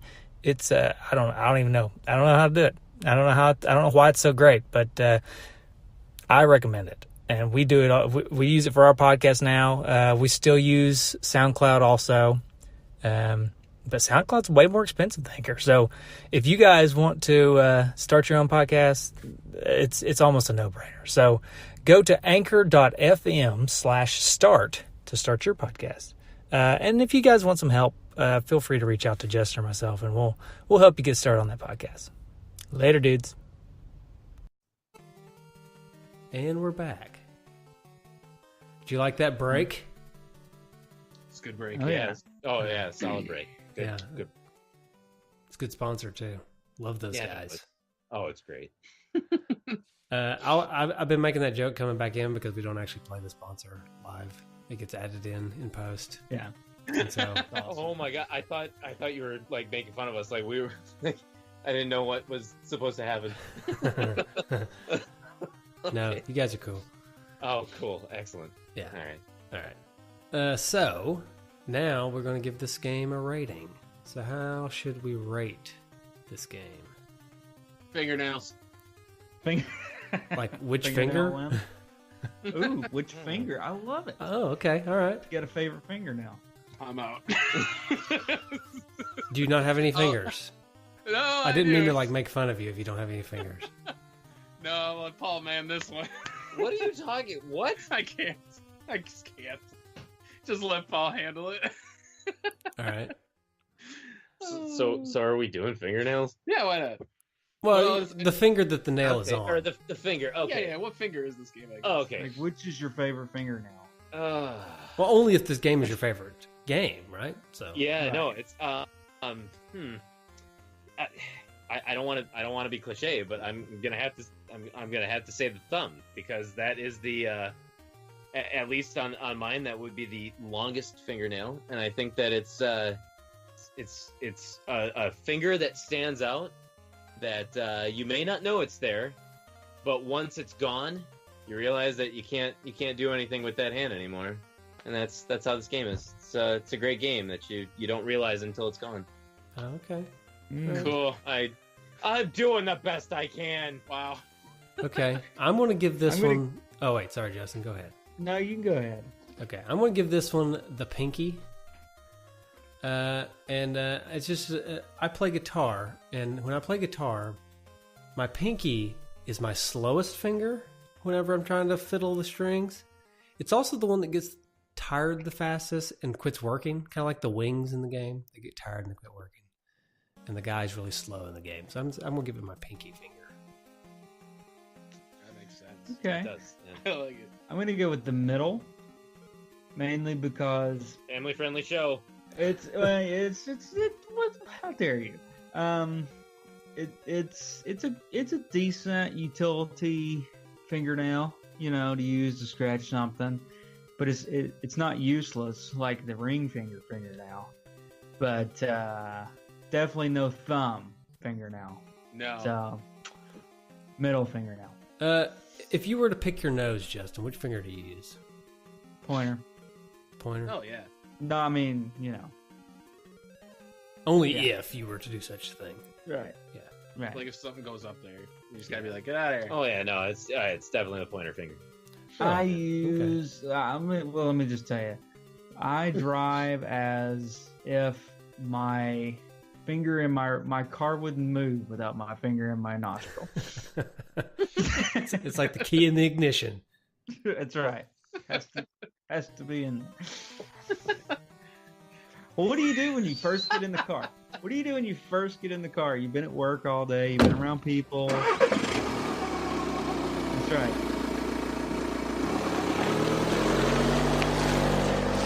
I'm just trying to give you some background noise for what you're getting ready to talk about. You do two things. You fart and you start picking.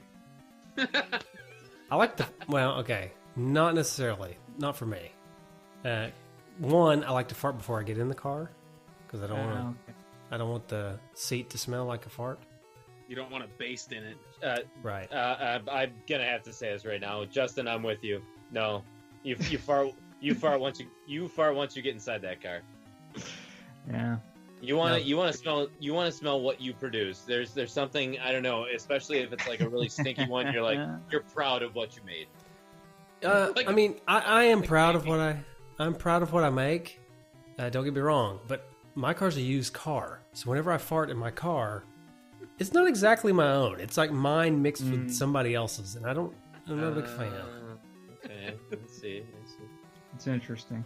Yeah, interesting. Cool. All right. All right, we want to do some feedback. Sure. All right. So, on the Facebook group, get it pulled up here. I had it pulled up, but something to be funny. I posted All right. feedback late, so there's probably not much. Yeah. So Nathan Sweeney says, "I own it, but I'm not very good at it. I need to put more time in it. I like flying and sticking to objects. Pretty sure Firebrand is the demon from Ghosts and Goblins, isn't he?" That he is. Yes. Tyler Jones says, keeping burning out of the episodes, dudes. I think oh wait, I didn't read that with the correct connotation. Keep burning out those episodes, dudes. Great job. I never played this game, but hope for some great tangents. You got him this episode. Yeah, we did not disappoint. I'm going the TV rather than projector route. FYI. Oh, okay. So, yeah, if you listen Patreon to episode. if you listen to our last Patreon episode, Tyler asked us to give him our thoughts on projection TV versus regular TV. So if you want to hear that, donate on Patreon and tune in to the January 2019 episode. Aaron Hickman says, I remember finding this one in box complete at a pawn shop a few years back. Love this series.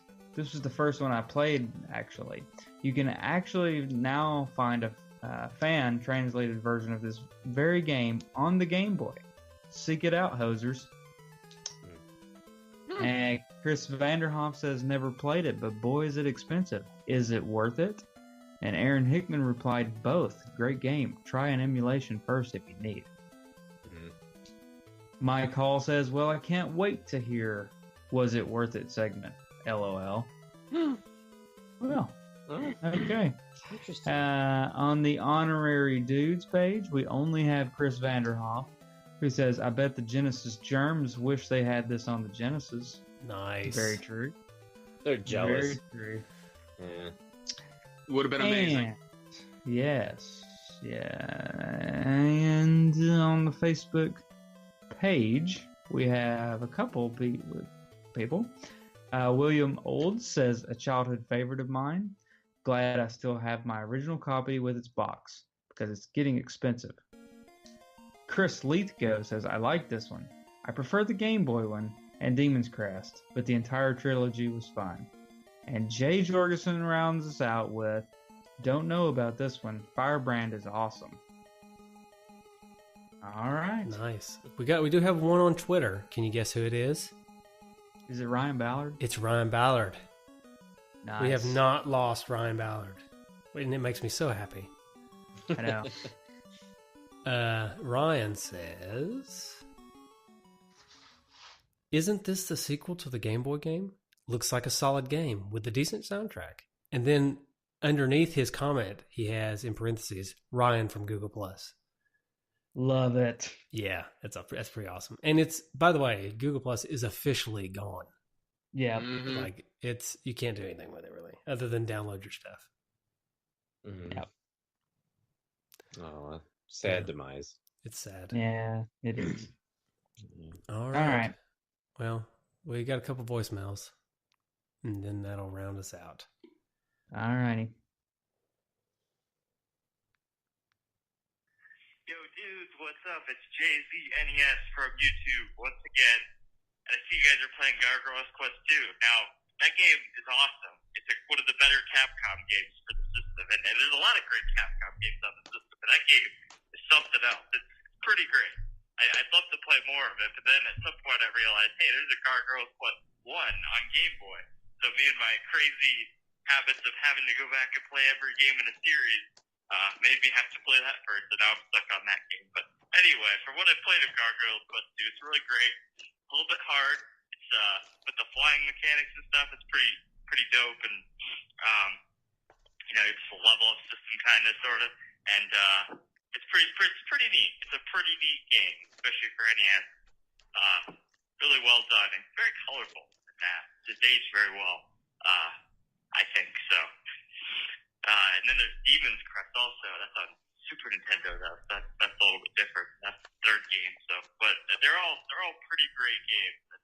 Kind of underrated series. So, but yeah, that's basically it. That's all I had to say about the music's good too. Obviously, it's Capcom. So, that's all I got to say about Gargoyle's Quest 2. But hopefully you guys enjoyed it, and I enjoy it. So. Hopefully I get back to it someday. All right. Well, this has been JZNES saying keep it classic, and I'll see you next time. Bye. Thank you, Jay-Z. Jay-Z sounded a little stuffy too. I think he may have the same thing I do. All right, we got one more voicemail. Let's see who it is here. This is probably going to be like one of the most infamous sound bites you'll ever have from Nick Stevens, but this is probably one of my favorite games of all time. Like probably top 10. Wow. Wow, I didn't think he was gonna rank it, but oh man, Down to the wire. Oh, I'm so glad he did. It inched its way up there. Hey, you know what? Game by game, we're turning him from the dark side to the light side. That's right. 678 games on the NES, and they're all top 10. Yep. I mean, he's got more top 10 NES games now than any other system, I think. So. Yeah, pretty sure. His top 10's always changing though, so I mean it's pretty convenient though. Yeah. At least it always fills in with more NES games, not a bunch of other fluff. Definitely. I guess I could go ahead and say it now, but we are actually going to have Nick Stevens on our next Patreon episode for an official, real Nick Stevens top 10. He's going to come on. He's going to come on and give us his real top 10. I bet you though, there's at least half of that top 10 is going to be Nintendo games. Well, no, I'm assuming it's all Nintendo games. Yeah. Otherwise, why would we have him on? That's true. That would be that is true. Kind of against the point. Yeah, that would be. Yeah. So, but we'll find out. So stay tuned, everybody. Okay. All right. Well, Paul, Andy, would you care to? I know people have listened and enjoyed your speech during our episode, but where could they find you if they didn't want to listen to you on our show? Well, you can always find us on YouTube, where we are playing through the NES collection, 678 games. Yep. You can go to powertripgaming.tv. Takes you directly to the channel. You don't have to search through a bunch of other stuff. You can find us there. Yep. You can also find us on Twitter. Our handle is at PowerTripGaming. Yeah, if you tweet at us, we will tweet back. And add us, follow us, and we'll follow you. Yep. Smash that like button. Yes, smash the like button. That's right. Obviously, we're also on Facebook. I mean, same thing, Power Trip Gaming. And we also have a podcast that we do too, called the Power Trip Gaming Powercast, that you can find on iTunes, Stitcher, other various podcasting platforms. Yep. And we also post those episodes on YouTube as well too. So if that is your platform of choice, then you can find them on there as well too. Yeah, if you don't like the way we play games, listen to us talk about them. Yeah. And if you don't like the way that we play games, comment and let us know that you don't like the way that we play games. After you subscribe and smash that like button. Exactly. Oh, yeah. You have to like us first and you have to subscribe before you can make fun of us. Is it going to be bad if I comment how bad you are at games? You comment all the time. It would be no different if you just made a post about it. As long as you smash the like button and subscribe. Every time. That's right. All right, that's good. I do say that people need to go check out your all's channel. And I like the podcast better than the YouTube channel. I know that's probably blasphemous to say, but well, it's funny because I mean we've wanted to do kind of like a podcast type show for a while, and we really just started about maybe 6 or so months ago. But we absolutely love doing the podcast because we actually get to not play games, so our focus is solely on what it is that we're talking about versus trying to focus on playing a game, understanding it, beating it, and trying to keep our composure, Energy up. our energy up while we're getting frustrated. But with the Powercast, we can talk about whatever we want, and it's a very calm, collected. Our ideas can actually come out and not be inhibited by anything. Yeah, it's actually done better than I thought we were going to do with it. So I'm pretty proud of it. So it's pretty cool. Yeah, it's good So stuff. I love it. I love it. And we definitely make sure not to step on your toes because we're just two Nintendo guys who can never go up against the NES dudes. God no. You know? Oh yeah. I wasn't going to make that comment, but you know, as long as you're the one saying it. Oh no, that's I fully admit it, and I do not I don't regret it, and I mean every word of it. Well, thank you. Yes, thank you. Oh, There's room enough. There's room enough. And for let all me four say- of us. Let me say, big fan. Yeah. Well, thank you very much. Yeah. Thank you. Are you talking about that big fan in their video, like the? Is the there a one that fan they're in the video? Keeping cool. We actually have a little fan that's I think off camera. I got rid of it. Oh, you did get rid of it. It was no like wonder. it's like a computer fan that they stuffed in a tower, and it's like, Yeah, oh, no, this it's- thing's great. yeah, no, no, it's not. It didn't work. No. This work gets very hot. All right. All right, Justin, tell them how they can find us and whatnot. Well, you can find us on any social media. Of course, not Google Plus anymore, sadly. Also at twodudesandannest.com, nintendudes.com, and I always blank on the third one. NES. Two dudes in a nest. NESdudes.com. Thank you. I don't know why we have But- 3. That was really dumb on my part, but now we've said it on so many episodes. It's on now. We Yeah. gotta have it. And you can always call us by going to one of those websites and clicking the little phone button or calling the number, which is 775-7-RETRO-1, which is in real numbers 775-773-8761. yay. Yay. And be sure to check out the Retro Junkies. Be sure to check out the Wee Guy on YouTube for all his awesome stereoized tunes. And shout out to the Fox dude for our awesome logos that we have. He's pretty nice. Just give them to us for free. He's just a good dude. That's and right. shout out again to the Power Trip Gaming guys for joining us. Yes, Absolutely. Thank you for Hey, letting us be on again. Thank you. It's Finally, Paul picked a pretty good one. I can't believe it. Yeah. I actually picked one out that you guys didn't hate. Go celebrate. Yeah, go buy yourself a cake or something. I'm gonna open up a can of Peach Crush. There you go. Oh. It's delicious. Take that peach crush and mix it with some of that red sloppy sippy or whatever you call that stuff, and just have a good old night. Oof, That's right. have a good one. All right, we'll see you guys later. All right. Bye.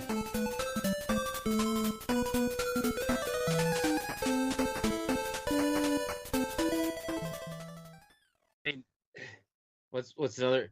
We could do Uncle Buck, the Uncle Buck.